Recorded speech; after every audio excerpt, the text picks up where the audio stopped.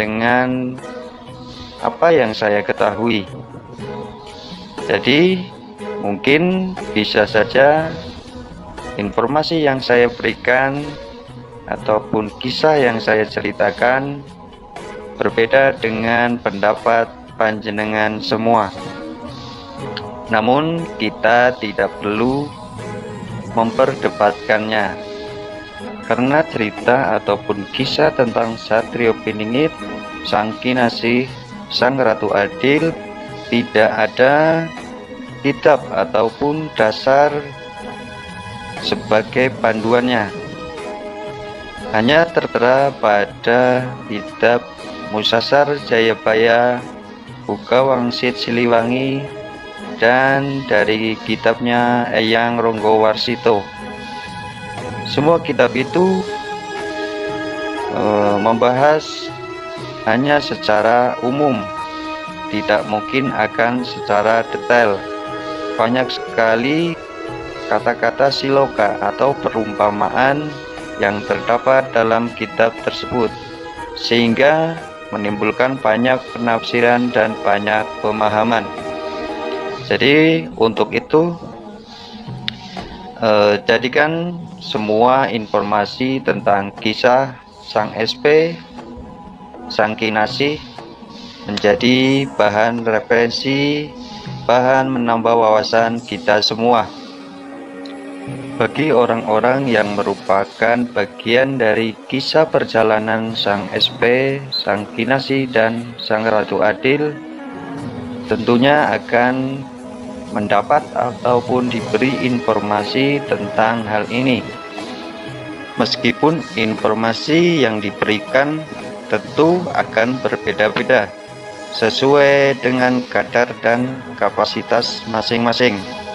Banyak sekali kejadian yang dialami di alam kegaiban terkait dengan kisah perjalanan Sang Kinasih, Sang Satrio Piningit, karena itu merupakan proses tahapan, proses persiapan dan proses penempaan bagi diri Sang SP, Sang Kinasih, Sang Ratu Adil.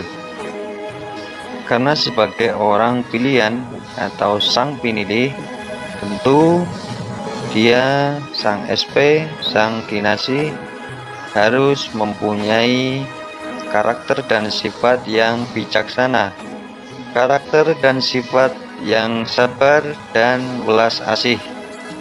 Dalam mencapai semua sifat dan karakter itu, Sang SP, Sang Kinasih, Sang Ratu Adil harus menjalani ujian dan cobaan yang berat dari Tuhannya. Dari semenjak dia dilahirkan hingga menjadi dewasa. Dan dari semenjak dia belum menyadari bahwa dirinya adalah sang pinilih, sampai dia menyadari bahwa dirinya adalah sang pilihan Tuhan. Begitupun yang dialami oleh para kesatria Nusantara yang akan mendampingi Sang Satrio Piningit.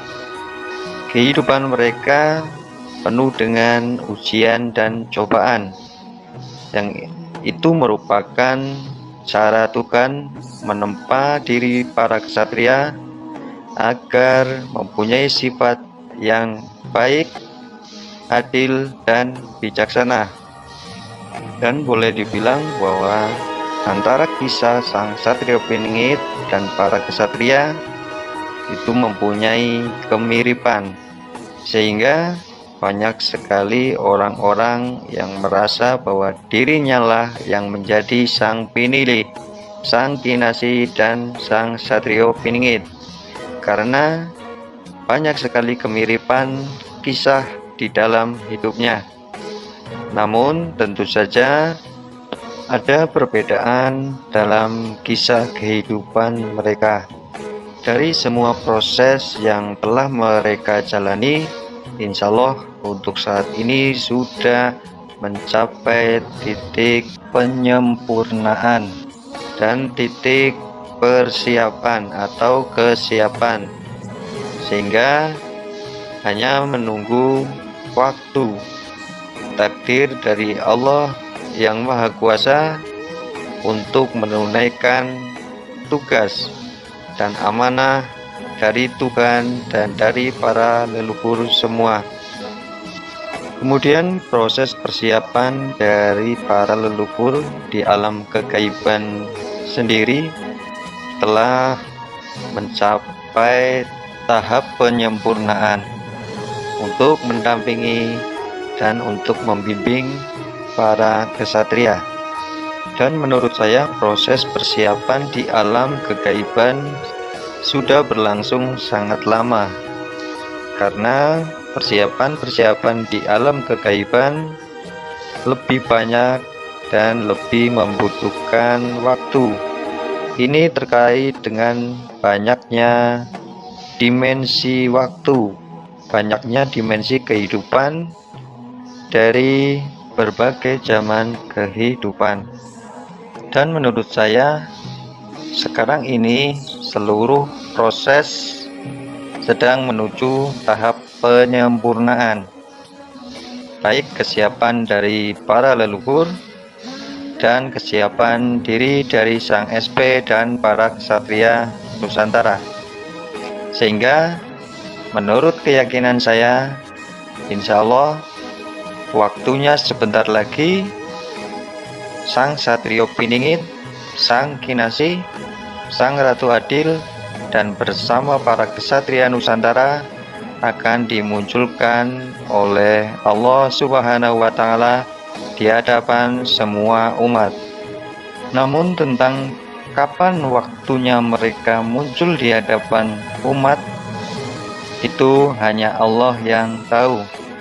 Apakah beberapa hari ke depan, beberapa minggu, atau beberapa bulan, wallahu alam.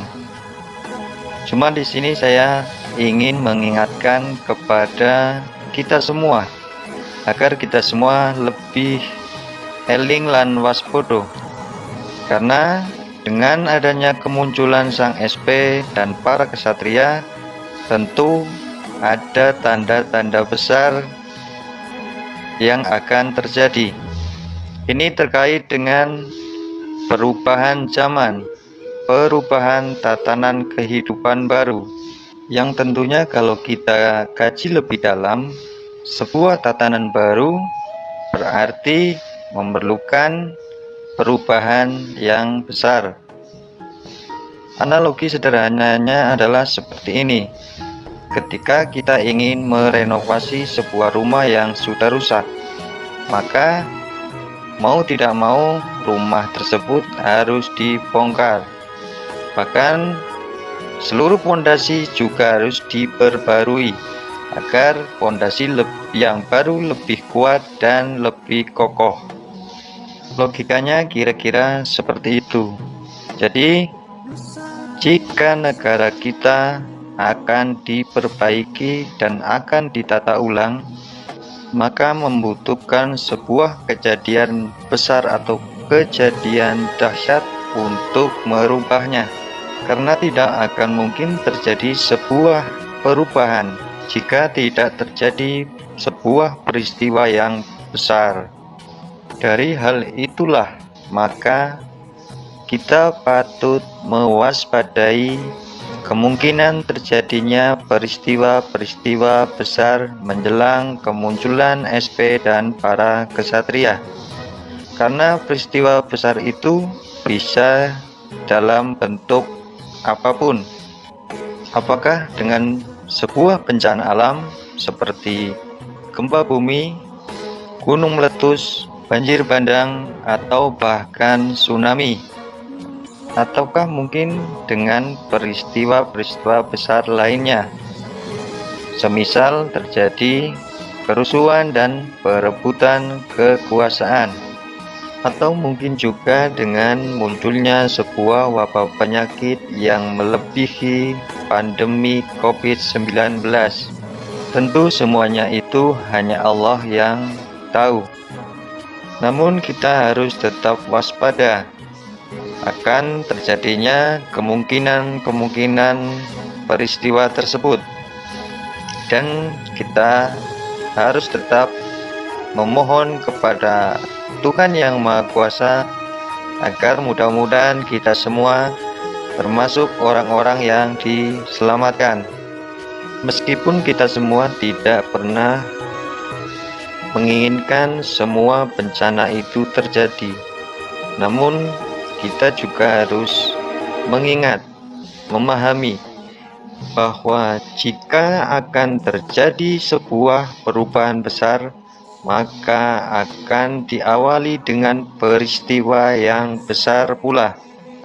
Karena bagaimana mungkin terjadi sebuah perubahan yang besar tanpa melalui peristiwa kejadian yang besar pula? Itu sesuatu hal yang tidak mungkin, karena Allah Subhanahu wa Ta'ala menjadikan segala sesuatu yang ada di dunia ini menjadi hukum sebab musabab. Maka dari itulah saya mengajak kepada panjenengan dan kita semua, marilah kita meningkatkan kewaspadaan kita terhadap semua kemungkinan yang akan terjadi, sehingga mudah-mudahan kita termasuk orang-orang yang diselamatkan oleh Allah Tuhan Yang Maha Kuasa. Karena bagaimanapun kemunculan Sang Satrio Piningit dan para kesatria Nusantara akan diiringi oleh kejadian-kejadian yang dahsyat sebagai pertanda bahwa mereka telah muncul di hadapan kita semua.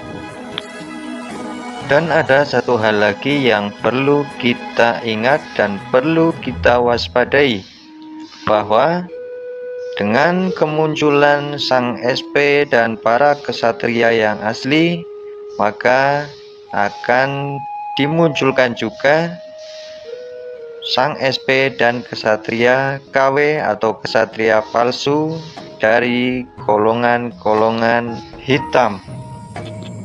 Kenapa saya sebut sebagai golongan hitam? Karena di belakang satria-satria palsu itu terdapat jin-jin gaib-gaib dari golongan hitam, yaitu golongan iblis dan anak buahnya Dajjal. Maka dari itu kita harus benar-benar berhati-hati. Jangan sampai kita memihak kepada pihak yang salah.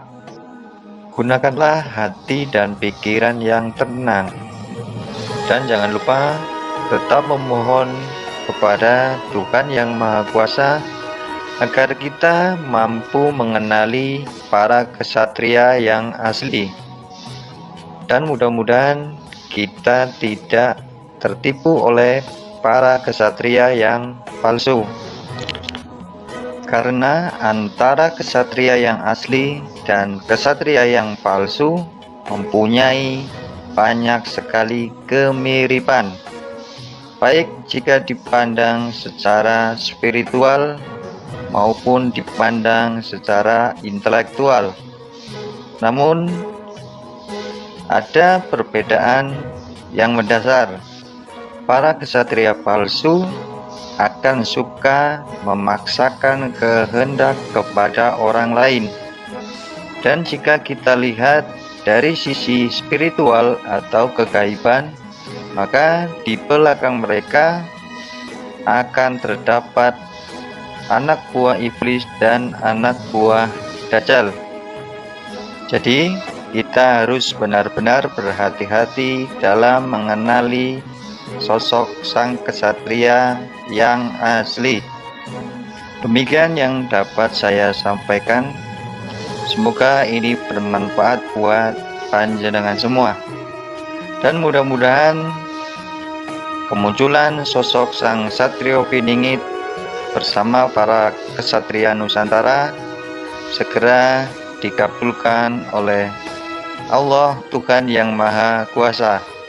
Amin, amin, ya robbal alamin. Wassalamualaikum warahmatullahi wabarakatuh. Rahayu, rahayu, rahayu.